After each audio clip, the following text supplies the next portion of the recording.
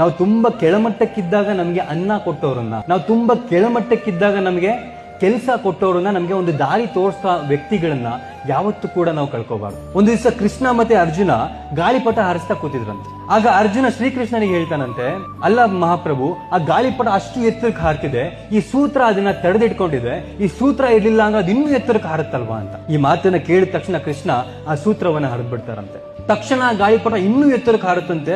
ಒಂದಷ್ಟು ಹೊತ್ತು ಹಾರಾರಿ ಎಲ್ಲೋ ಒಂದು ಕಡೆ ಕೊಚ್ಚೆಗೆ ಹೋಗಿ ಅನಾಥವಾಗಿ ಬೀಳುತ್ತಂತೆ. ಆಗ ಶ್ರೀಕೃಷ್ಣ ಹೇಳ್ತಾನಂತೆ, ಆ ಗಾಳಿಪಟ ಹಾರ್ತಿರ್ಬೇಕಾದ್ರೆ ನಮಗನ್ಸುತ್ತೆ ಈ ಸೂತ್ರ ಅದನ್ನ ತಡೆದಿಟ್ಕೊಂಡಿದೆ ಅಂತ, ಬಟ್ ಆ ಗಾಳಿಪಟ ಅಷ್ಟು ಎತ್ತರಕ್ಕೆ ಹಾರೋದಕ್ಕೆ ಕಾರಣನೇ ಆ ಸೂತ್ರ.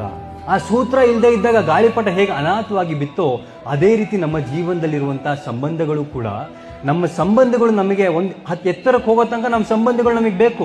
ನಮ್ಮ ಅಣ್ಣ ಬೇಕು, ತಮ್ಮ ಬೇಕು, ಅಪ್ಪ ಅಮ್ಮ ಎಲ್ಲರೂ ಬೇಕು.